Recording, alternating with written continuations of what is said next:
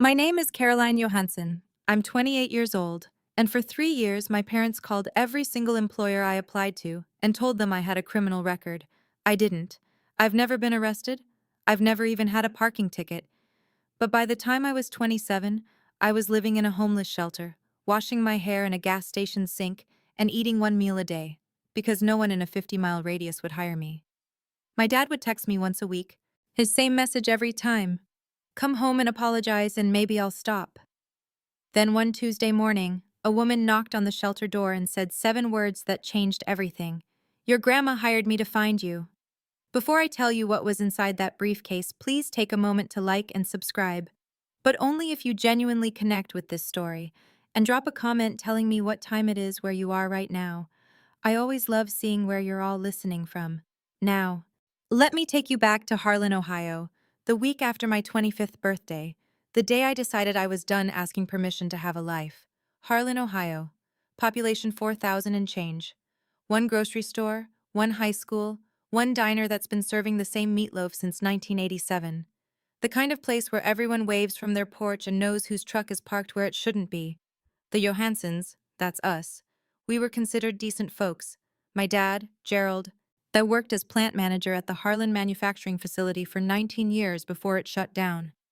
My mom, Denise, volunteered at the food drive every Thanksgiving. On paper, we were the family people pointed to and said, "See? That's how you raise a daughter." Behind the front door, things ran on a different set of rules. I didn't have my own house key until I was 20. I wasn't allowed to drive more than 10 miles without calling ahead. When I was 14, and I started bussing tables at the Route 30 diner after school. Minimum wage, nothing glamorous. My paychecks went straight into a joint bank account my mom opened for safekeeping. I never saw a statement. I never asked. That's how things worked. I graduated valedictorian, top of my class. I had a guidance counselor who pulled me aside senior year and said, "Caroline, you could get scholarships, real ones." I brought the brochures home. My dad didn't even open them. And he set them on the counter and said, "College is for people who can't work with their hands." So I stayed. I cleaned. I cooked. I mowed the lawn and helped my mom with the garden and listened to my dad talk about how the world was falling apart every night at dinner. And every night he'd look at me across that table and say the same thing: "You've got a roof, food, and family. What else does a girl your age need?" For a long time, I didn't have an answer. The week after I turned 25, something shifted. It wasn't dramatic. There was no fight, no breaking point. I was standing in the kitchen, scrubbing the same cast iron skillet I'd been scrubbing since I was 12, and a thought landed in my head like a rock through a window. I'm going to be 40 years old, standing in this exact spot, doing this exact thing. That scared me more than anything my dad had ever said. The next morning, I walked to the Harlan Public Library. And I sat down at one of the public computers in the back row, the ones with the sticky keyboards and the 15-minute time limits. And I created a new email address. Not the family one my mom monitored, a new one, just mine. I found a listing for a hardware store in Millfield, 20 minutes east. They needed a sales associate, full-time, 9 to 5, benefits after 90 days. I typed up my application with 2 fingers and hit send before I could talk myself out of it. 2 days later, as an email came back, they wanted to interview me. Thursday at 10. I read that email 3 times. I closed the browser. I walked home with my hands shaking, not from fear, but from something I hadn't felt in years. I think it was hope. That night at dinner, something was off. My dad sat at the head of the table, fork in one hand, newspaper folded beside his plate.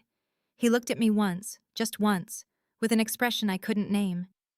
My mom stood at the sink with her back to both of us, but washing dishes that were already clean. Nobody said a word. The next morning, I drove to Millfield for that interview. The manager shook my hand at the door. He smiled. Then he sat me down, and his smile disappeared. His name was Bill. Mid-50s, reading glasses on a chain around his neck. He had my application printed out on the desk between us. "Caroline," he said, "I'm going to be straight with you." "Okay. Is there anything in your background we should know about?" I blinked. No sir, nothing." He took off his glasses, rubbed the bridge of his nose.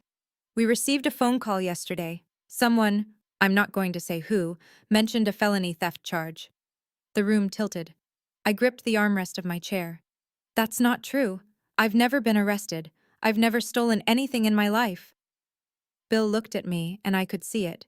He wanted to believe me. But he also had a business to run and a phone call sitting in his ear. I'm sorry, he said. We can't move forward. I drove home in silence. No radio, no crying, just the white lines on Route 30 blurring past. When I pulled into the driveway, my dad was sitting on the porch, newspaper open across his lap. He didn't look up. How was your day, sweetheart? I stood there, keys in my hand, staring at the back of his newspaper. He turned a page. Slow. Casual. Fine, I said. Good. He folded the paper. Your mom made pot roast. I sat through dinner. Pot roast, green beans, iced tea. My mom talked about the neighbor's new fence.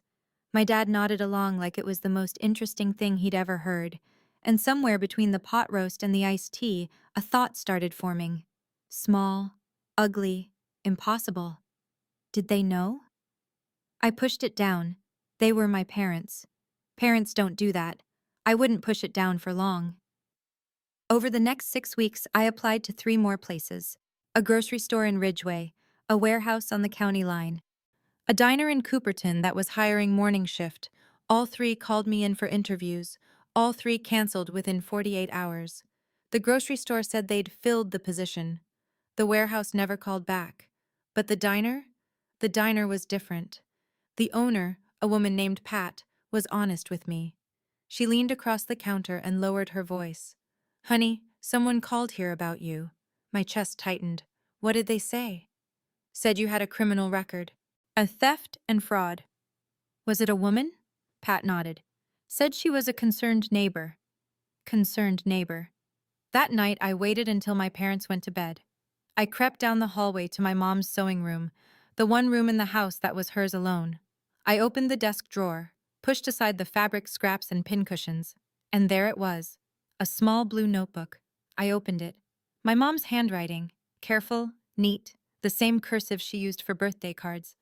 Down the left column, names. Millfield Hardware, Ridgeway Fresh Mart, County Line Logistics, Cooperton Family Diner. Down the right column, red check marks. Every single place I'd applied, checked off, one by one. I stood in that dark room, holding the notebook, and the floor dropped out from under me. This wasn't paranoia. This wasn't coincidence. My mother had a list. She was tracking me.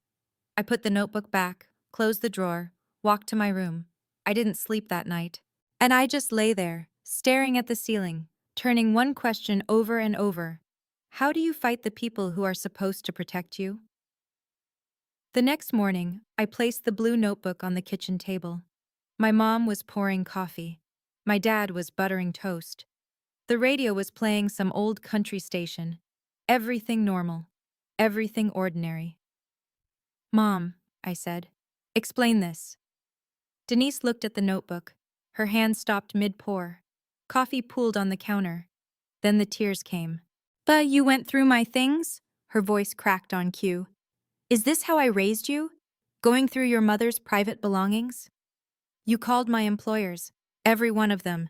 You told them I'm a criminal. I did it because I love you. She pressed a hand to her chest. The world out there is dangerous.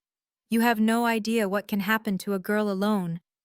I'm 25, Mom. I'm not a girl. My dad set his toast down. He didn't raise his voice. He never did. We're protecting you. Oh, Caroline, you think you can survive out there? You can't even cook for yourself. I've cooked every meal in this house since I was 16. He ignored that. Drop this. Right now. I'm going to call the police. Gerald laughed, one short breath through his nose. And tell them what? That your mom made a phone call? They'll laugh you out of the station. I looked at my mother, tears running down her face, coffee still pooling on the counter. I looked at my father, calm as Sunday morning, and buttering his second piece of toast. If you don't stop, I said, I'm leaving. He didn't blink. You walk out that door. You walk out with nothing. No money, no papers, nothing. I thought he was bluffing. He wasn't.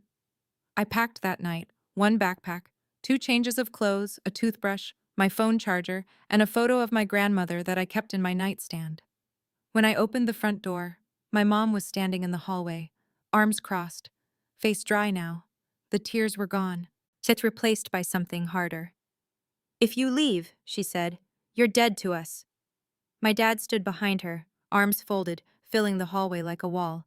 He didn't say a word. He didn't need to. I stepped onto the porch, pulled out my phone, opened the banking app. Balance, $0, years of paychecks, tip money from the diner, birthday cash from Grandma Maggie, every dollar I'd ever earned, gone. My mom had been on the account since I was 16. She didn't need my permission to take it. "I need my birth certificate," I said, "and my social security card." "Those belong to this house," my dad said from behind the screen door, and then he closed it. I walked down the driveway at 9:47 p.m. on a Tuesday in October. I had a backpack, a phone with 11% battery, and $12 cash in my back pocket. I didn't have an ID. I didn't have a plan. I didn't have anywhere to go. I walked to the gas station on Route 30, sat on the curb under the fluorescent lights. A semi-truck pulled in and out. The cashier inside looked at me once through the window, then looked away. At 11:16 p.m., my phone buzzed. A text from my dad. "Come home. Apologize. I'll think about it." I turned the phone off. Not because I was brave, because the battery was about to die anyway. I had $12 and nowhere to sleep. But for the first time in 25 years, nobody was telling me where to go. I found the Harlan Community Shelter 2 days later. And a woman at the gas station counter, the same one who'd looked away that first night, told me about it on my second morning of sleeping in the bathroom stall. She didn't ask questions. She just wrote down an address on a napkin and slid it across the counter. The shelter was a converted warehouse on Mill Street. 20 beds, a shared bathroom, and a kitchen run by volunteers. It smelled like industrial cleaner and reheated soup. The fluorescent lights buzzed all night. Linda Marsh ran the place. 47, short hair, reading glasses she kept pushing up her nose. She didn't ask me why I was there. She handed me a towel and pointed to bed 14. "You don't have to explain why you're here," she said. "You just have to want to get back up." I was the youngest person in the shelter by at least 15 years. I started the process of replacing my documents. Filed for a new birth certificate through the mail. 6 to 8 weeks, they said. Went to the DMV for a temporary ID, but without my social security card or any supporting documents, I got shuffled into a backlog. Come back in 3 weeks, then come back again. While I waited, I washed dishes at the shelter in exchange for an extra meal. I swept the floors. I organized the supply closet. I needed to be useful. I needed to be moving. And I kept applying for jobs, this time farther out. 30 miles, 40. Places my parents had never heard of, in towns they'd never been to. Yet I told myself, distance would fix it. If I went far enough, their reach would end. I was wrong about that, too. The restaurant was in Granton, 35 miles south. A family place, checkered tablecloths, daily specials on a whiteboard. They needed a hostess. I applied online at the library and got an interview the same week. I borrowed a blouse from another shelter resident. Took the county bus at 6 a.m. The manager's name was Dave. He seemed decent. Shook my hand. Said they'd let me know by Friday. Thursday morning, Dave called. I picked up on the first ring. "Caroline, I'm sorry. We've decided to go in a different direction." My stomach dropped. "Can I ask why?" Pause. Long pause. "Someone emailed us a document. Looked like a police report." I sat down on my shelter bed. A police report. It wasn't a phone call this time? No, an email with an attachment. Looked official. A document, typed, formatted, and sent from an anonymous email to a restaurant 35 miles away. My father spent 19 years as a plant manager. He knew how to write memos. He knew how to format official-looking paperwork. He had a printer, a scanner, an old company letterhead that looked close enough to something authoritative if you didn't look too hard. They'd upgraded. Phone calls weren't enough anymore. Then now there were documents. Fabricated evidence designed to look like something a background check might produce. That evening, sitting on bed 14, my phone buzzed. Unknown number, but I knew the cadence. "Still cold out there? Doors still open, for now." I stared at that message for a long time. Then I deleted it. But something else stuck with me that night. Something Linda had mentioned 2 days earlier. A woman had come to the shelter asking about me. A woman I didn't know. She'd left a business card. I hadn't thought much of it then. Now I couldn't stop thinking about it. He called on a Sunday. I don't know why I picked up. Maybe because it was raining and the shelter roof leaked over bed 12 and I was tired in a way that sleep doesn't fix. Come home, Caroline. Stop calling my employers. I don't know what you mean. I've seen the notebook, Dad. What notebook? Mom's, with the check marks. Silence. 5 seconds. 10. When I could hear the kitchen faucet running in the background, the same faucet that dripped for 3 years because he never fixed it. You're confused, he said. You've always been confused. I'm not confused. I'm unemployable, because of you. You're unemployable because you're not ready for the real world. That's what I've been trying to. I'm hanging up. You hang up, you lose this family. I already lost it. I pressed the red button, set the phone face down on the mattress, but my hands were shaking. Not from fear, from the effort of keeping my voice steady for 2 minutes and 14 seconds. I didn't call back. He didn't call again. From that point forward, it was only texts. Once a week, sometimes twice. Always the same tone. A door held open just enough to remind me it could close. Thanksgiving's coming. Your mom's making pie. Saw your friend Katie at the store. She asked about you. Getting cold, shelter can't be warm. Each one a fishhook. And each one designed to make me feel like the problem was mine. That I was the one who'd left. The one who'd broken the family. The one who needed to come crawling back. I saved every text. I didn't know yet what I'd do with them. But something in me said, keep everything. It was the smartest thing I did that year. After I hung up that phone, I sat on my shelter bed and stared at the ceiling for a long time. I kept thinking, why? Why would your own parents rather see you homeless than independent? I still don't fully have that answer. But I want to ask you, have your parents ever destroyed an opportunity for you and then acted like they were doing you a favor? If that hits close to home, I'd really love to hear your story in the comments. In the quiet nights at the shelter, and they were all quiet, just the hum of the baseboard heater and someone coughing 2 beds over, I thought about my grandma. And Margaret Johansson. Everyone called her Maggie. She lived on a 40-acre farm outside of Ridgeway, about 40 minutes from Harlan. Chickens, a half-acre garden, and a barn she painted white every spring because she said it kept things honest. She sold the farm 3 years before she died. I was 23 when she passed. Heart failure, quick, the way she would have wanted. At the funeral, my dad cried exactly once, during the eulogy, then went back to shaking hands and accepting casseroles. But I kept thinking about the last time I saw her alone. It was maybe a year before she died. She'd invited me out to the farm. The new owners hadn't moved in yet, so she still had access. We sat on the porch with sweet tea, and she said something I didn't understand at the time. If things ever get real bad, someone will come find you. Don't be scared when they do. I remember laughing. Grandma, oh, what are you talking about? She didn't laugh. She just looked out at the field and said, I know my son, sweetheart. I've known him for 50 years. Then she changed the subject, asked me about the garden at home, whether the tomatoes came in. But there was one more thing. Something she said as I was walking to my car. I sold the farm, but I didn't spend the money. Remember that. I didn't remember it. Not until month 5 at the shelter, lying on bed 14, and staring at a water stain on the ceiling shaped like Ohio.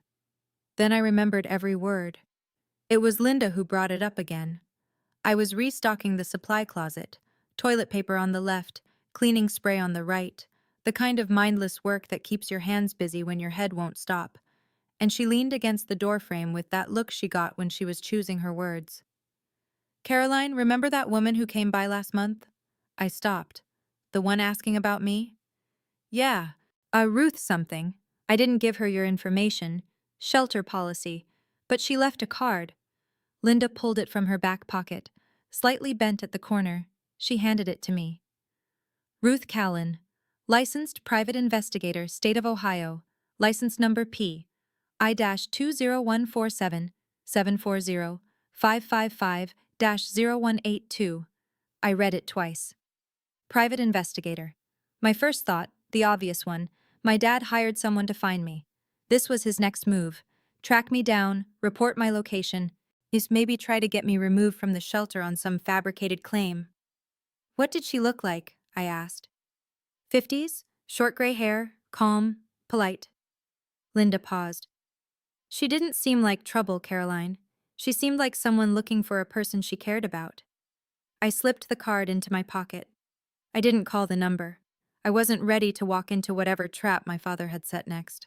I'd been outmaneuvered too many times already, but the card stayed in my pocket. And every time I did laundry, I moved it to the clean pair of jeans. I couldn't throw it away.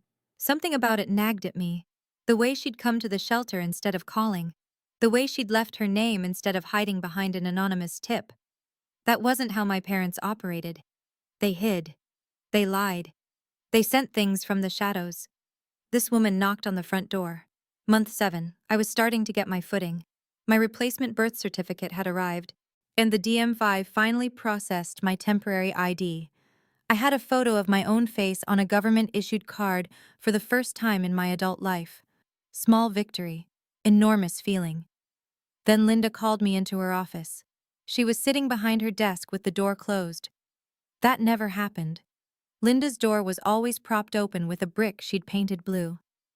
"Sit down," she said. Not unkind, but serious. "I got a call today. A woman identifying herself as a social worker. She said you have a documented history of violence and that you pose a risk to other residents." The room went cold. "That was my mother." Linda nodded slowly. "I figured. I've worked here 11 years. Social workers don't cold call shelters to trash a resident. That's not how it works." "What did you tell her?" "I told her I couldn't discuss resident information." She hung up. Linda leaned forward. "I'm documenting this call in our records. But I have to be honest with you. If she contacts the county office, if she files a formal complaint through the system, I may not be able to protect your spot here. That's above me." I sat there. The fluorescent light buzzed overhead. The baseboard heater clicked. My parents had sabotaged my job applications. They'd fabricated police reports. They'd drained my bank account and kept my identity documents. And now they were trying to take away the last place I could sleep at night. Then something shifted in that moment. It wasn't anger. Anger is hot and sloppy, and it burns out. This was different. This was clear. Like a window someone had been smearing with grease for years, and I'd finally wiped it clean. I was done being scared. I was ready to be precise. Harlan holds a town council meeting the first Thursday of every month. Folding chairs in the community center, fluorescent lights, a microphone on a podium that squeals if you stand too close. At 15 to 40 people show up, depending on whether there's a zoning dispute or a pothole complaint. Most of the time, it's the same dozen retirees and one guy who's been trying to get a stop sign on Elm Street for 3 years, Linda told me. Word travels fast in a town this size. "Your dad signed up to speak tonight," she said. I went. I sat in the last row, near the exit, in a borrowed jacket. I hadn't been in a public space in Harlan since I left. Gerald stood at the podium at 7:22 p.m. Said he was wearing his good shirt, the blue one Denise ironed for funerals and bank meetings. His voice cracked on the first sentence, and I knew it was rehearsed. "I'm here as a father," he said. "My daughter left home and fell into bad company. She's living in a shelter. I've tried to bring her home, but she refuses." He paused. Let the silence work. A woman in the second row put her hand over her mouth. "I'm asking this community to help me reach my little girl." In the front row, Miss Denise sat with her hands folded in her lap, tears streaming down her face. The woman beside her, Mrs. Patterson from the post office, reached over and squeezed her arm. People turned to look at me. I could feel it. 40 pairs of eyes, some pitying, some curious, some already convinced. The man at the podium was a heartbroken father. The girl in the back row was the problem. Nobody asked me if I wanted to speak. The meeting moved on. I didn't say a word. And I took out a notebook and wrote down everything my father had said, word for word. Then I left through the side door. After that meeting, Harlan made its decision about me. The grocery store where I'd asked about part-time stocking, the manager's wife had been at the meeting. Position filled. The gas station attendant who used to nod at me started looking past me. At the shelter, one of the volunteers, a retired teacher named Barb, pulled me aside during lunch. Honey, maybe you should just go home. Your daddy's heartbroken. I set my spoon down. Did you hear his speech? Everyone heard it. That poor man, standing up there, begging for his little girl to come home. I wanted to scream. I wanted to pull out my phone and show her the texts. Come home. Apologize. I'll think about it. I wanted to describe the blue notebook with the red check marks and the fake police report and the phone call to the shelter claiming I was violent. But I didn't. But because I'd learned something in those 7 months. When your accuser cries in public, nobody listens to the accused. A few days later, someone from a local congregation called the shelter. Not any specific church, just a concerned member of the faith community, suggesting a family reconciliation meeting. Linda politely declined on my behalf. The walls were closing in. My parents had turned the entire town into their surveillance system. Every sympathetic neighbor, and every well-meaning volunteer, every person who saw Gerald's trembling lip at that podium, they all became extensions of the trap. But I kept thinking about what my grandmother said. Someone will come find you. And I kept thinking about that business card in my pocket. Ruth Callan, private investigator. I had nothing left to lose. The shelter was the last wall between me and the street. That night, I pulled the card out and called the number. She came the next morning. 8 a.m., sharp. And Linda let her in. Ruth Callan was exactly as Linda had described. Mid-50s, short gray hair, no jewelry, no nonsense. She wore a plain navy jacket and carried a brown leather briefcase that looked older than I was. She sat on the folding chair next to my bed. Shelter was mostly empty. Everyone else was at the day center or out looking for work. Caroline Johansson? That's me. She set the briefcase on the bed between us. On the leather, it's in faded black ink, handwriting I recognized, were 5 words. For Caroline, when she's ready. My grandmother's handwriting. The air left my lungs. My name is Ruth Callan. I'm a licensed private investigator in the state of Ohio. Your grandmother Margaret hired me 10 years ago. 10 years. I would have been 18. She paid me a retainer, up front, for a decade of periodic surveillance on your parents. Her instructions were specific. Ruth paused. And give her this. How did you know it and give her this? How did you know it was bad enough? Ruth looked at me, steady. When your mother called the shelter pretending to be a social worker, I was already monitoring the situation. I'd been tracking the calls to employers for 2 years. I have records of 37 separate contacts your mother made. As I have copies of the fabricated documents your father created, I have everything.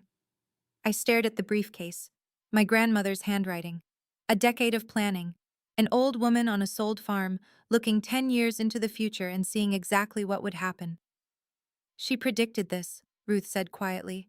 Almost to the year. I reached for the clasp. Inside, on top, was a sealed envelope, cream-colored. My name in Grandma Maggie's handwriting, the same cursive she used on birthday cards. Reading this, things have gotten bad.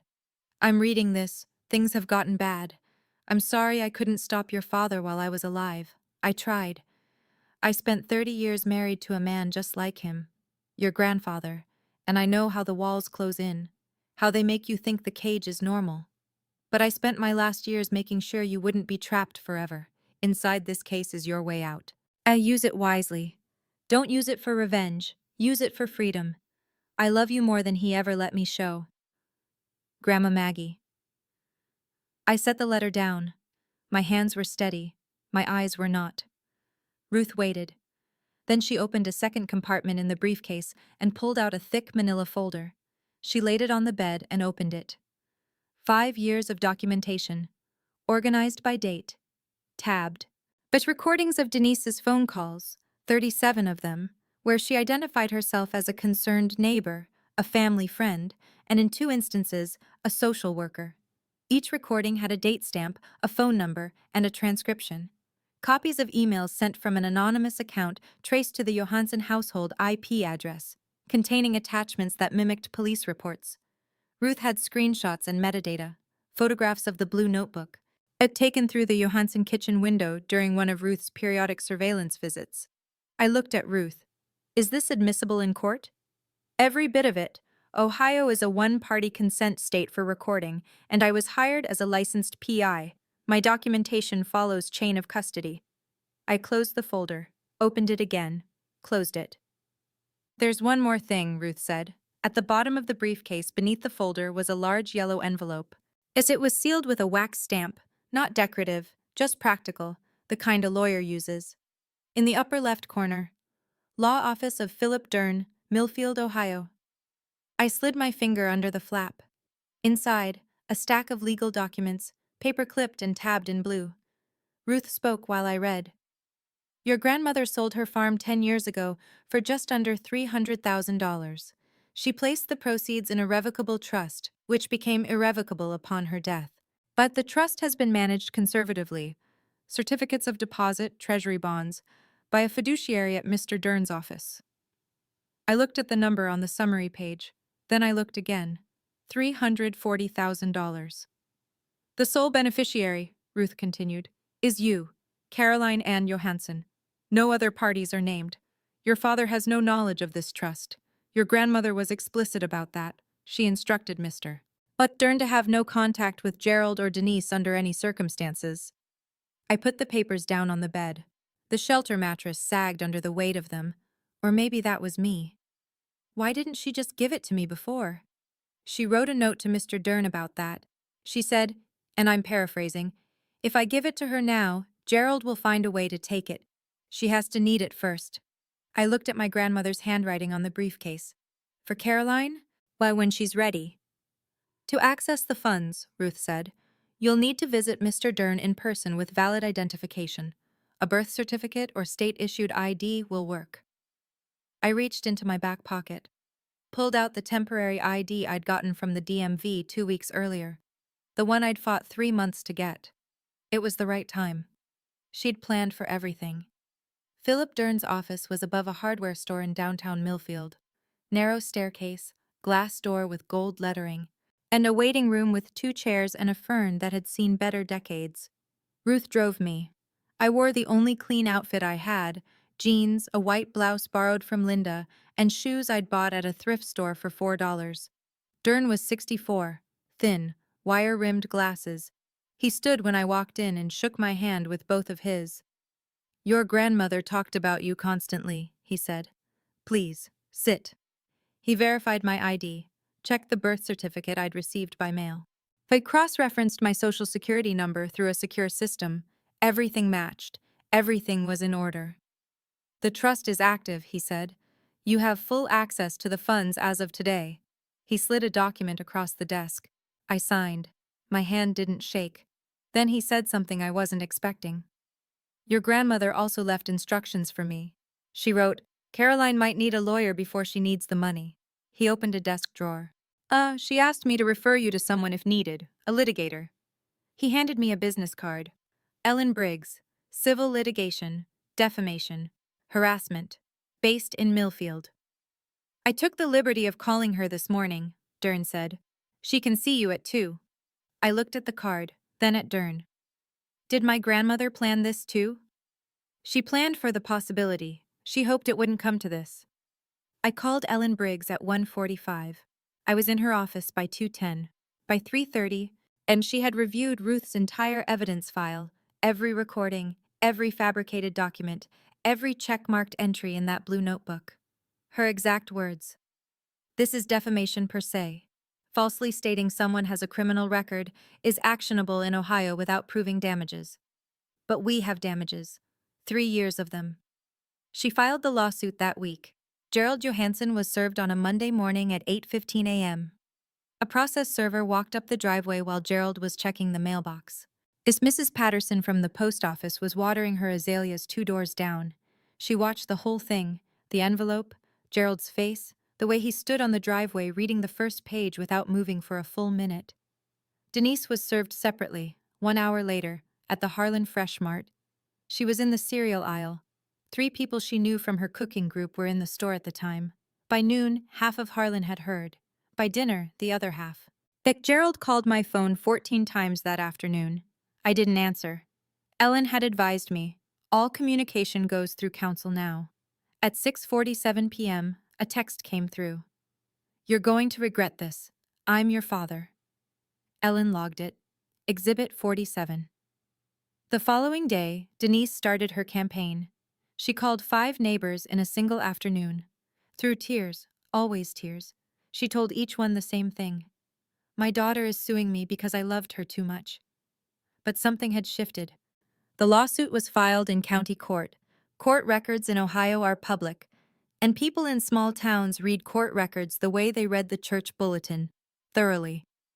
By the end of the week, someone at the diner had pulled up the complaint online. The summary was right there in black and white. Fabricated police reports, impersonation of a social worker, 37 documented calls to employers over a 3-year period. For the first time, as someone asked Denise the question she hadn't prepared for.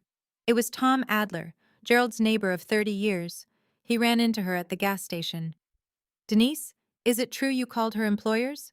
She didn't answer. She got in her car and drove home. Gerald signed up to speak at the next town council meeting. Of course he did. The podium had worked once. He thought it would work again. This time the room was full. 60 people, maybe more. Folding chairs pulled from the storage closet. The people standing along the back wall. This wasn't about potholes anymore. I sat in the 3rd row. Not the back. The 3rd row. Ellen Briggs sat beside me, legal pad on her lap, pen in hand.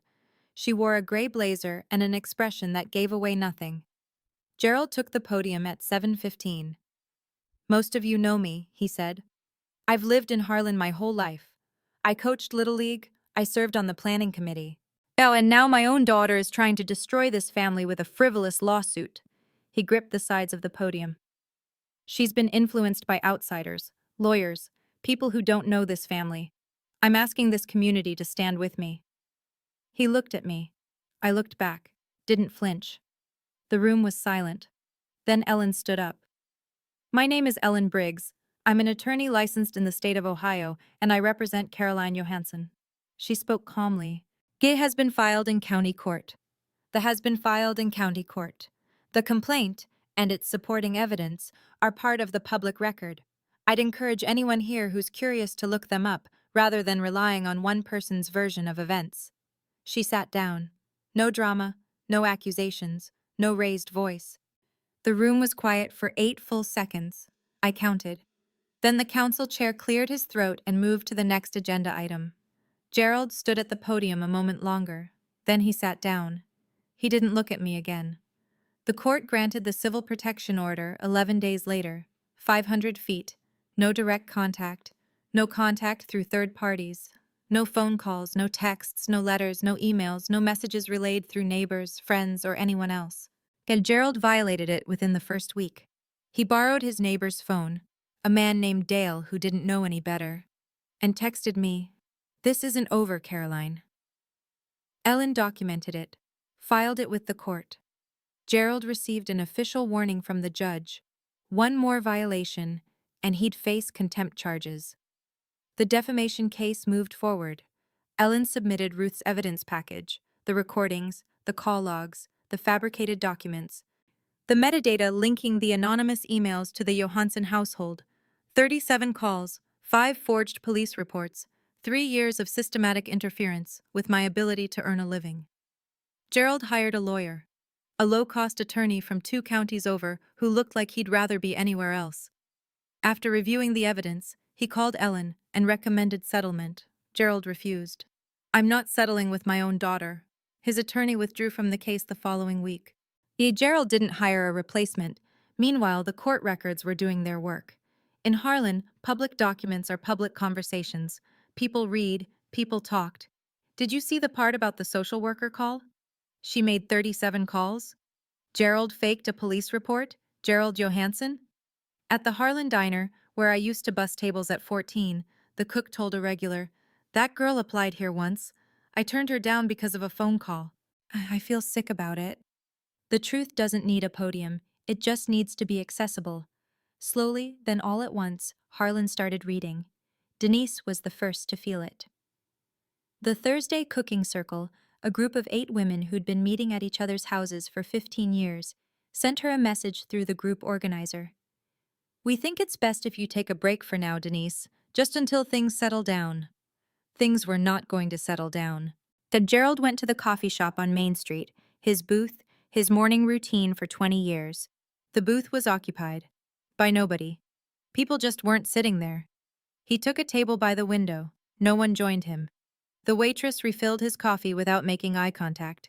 Tom Adler, his neighbor, the one who'd asked Denise the question at the gas station, came to the house. "Jerry, I've known you 30 years. Gerald stood in the doorway, one hand on the frame. Did you really fake a police report? Gerald closed the door in his face, didn't say a word. On the legal side, things accelerated. Dave, the restaurant manager in Granton who'd canceled my interview after receiving the fake police report, he called Ellen's office, voluntarily. He said he was willing to testify. He still had the email with the forged attachment saved in his inbox. Bill from the Millfield hardware store came forward too. He'd kept a note about the phone call in his hiring file. He remembered the date. He remembered the voice. I didn't participate in any of this. I didn't call anyone. I didn't post anything. I didn't go door to door telling my side. I didn't have to. The evidence existed. The court records were public, and the people of Harlan, for all their flaws, could read. The town didn't turn on Gerald because I asked them to. They turned because the math stopped adding up. Gerald didn't show up to court. After his attorney withdrew, he represented himself for exactly one filing, a handwritten response that read, in full. This is a family matter, and the court has no jurisdiction over a father's right to protect his child. The judge disagreed. When Gerald failed to appear for the hearing, Ellen moved for a default judgment. The court granted it. Defamation per se. Tortious interference with prospective employment. Fed damages, $85,000. Calculated from 3 years of lost income and documented harm. Gerald didn't pay. Ellen filed a lien on the Johansson house. I was sitting in Philip Dern's office when the judgment came through. He printed it out and handed it to me across the same desk where I'd signed the trust documents 2 months earlier. "How do you feel?" he asked. "Tired," I said, and I meant it. That same week, Dern offered me a job. And not out of charity. He'd been watching me organize Ruth's evidence files, build timelines, cross-reference dates. "I need an administrative assistant," he said. "You're the most organized person I've met in 40 years of practice." I started the following Monday. $16.50 an hour. Benefits after 60 days. A desk by the window with a fern that needed watering. With the trust funds, I rented a one-bedroom apartment in Millfield. Ground floor. Small kitchen. A door with a lock and a key that belonged to me. I bought a used Honda Civic with 140,000 miles. I opened a bank account with only my name on it. I bought groceries for the first time in my life without asking anyone's permission. The apartment was quiet. No one asked where I was going. No one checked my email. No one called my employer.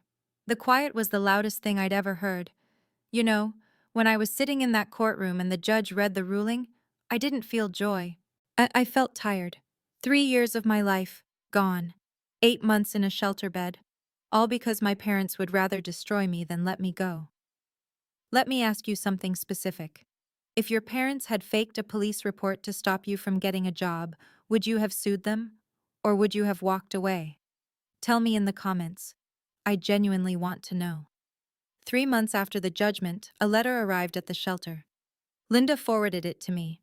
Denise had sent it to my old address. Not my new one. A technical gray area in the protection order, but a violation of its spirit. I opened it at my kitchen table. My kitchen table. "Dear Caroline, I'm your mother. I'll always be your mother. Dad says he's sorry. Come have Thanksgiving dinner. We can put this behind us." I read it twice, then a third time. "Dad says he's sorry. Not Dad is sorry," says, like she was relaying a weather report.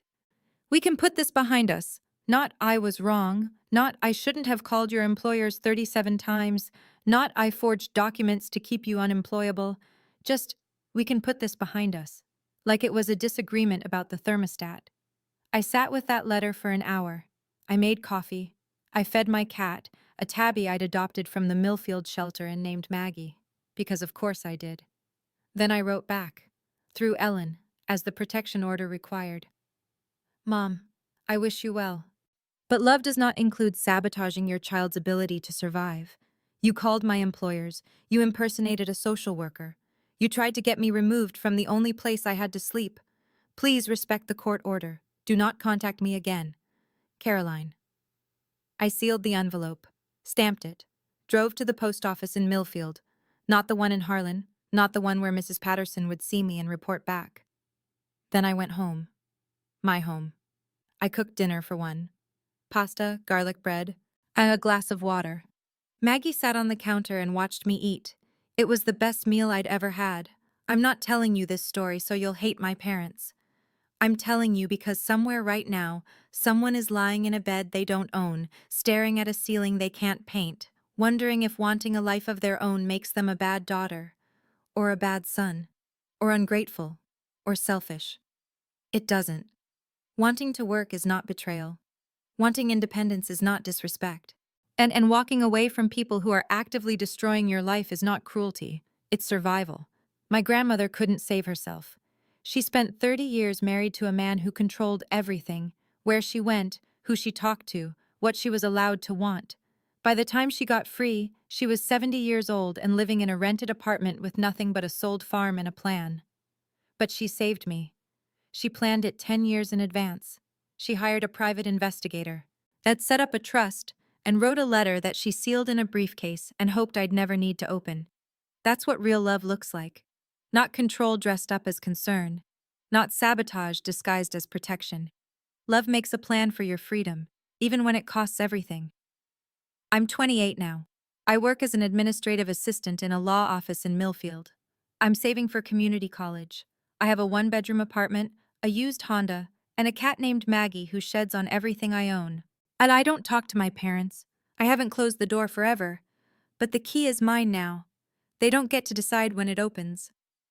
Grandma Maggie wrote in her letter, "Freedom isn't free, but you're worth every penny."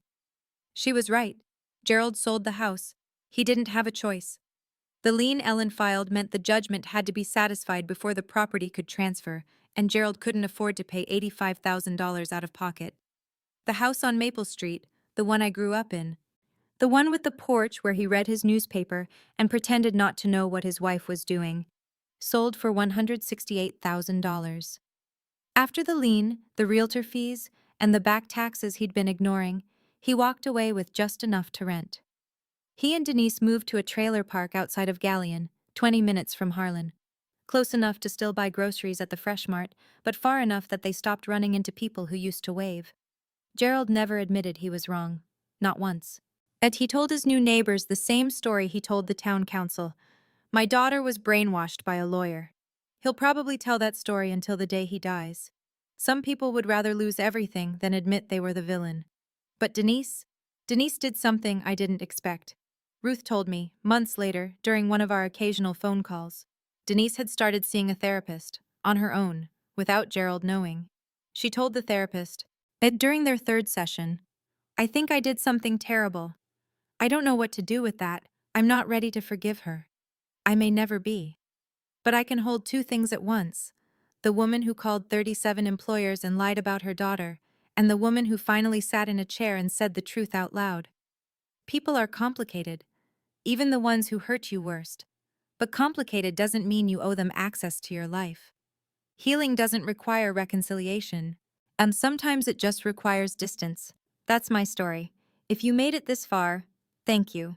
Not everyone has a grandmother who plans a decade ahead, but everyone deserves to know that wanting independence is not betrayal. If this story reminded you of someone you know, please send it to them. Sometimes knowing you're not alone is enough. Hit like if this resonated. Subscribe if you want more stories like this. And if you want to hear what happened when Denise showed up at my workplace 6 months later, that story is linked in the description below. I'll see you there.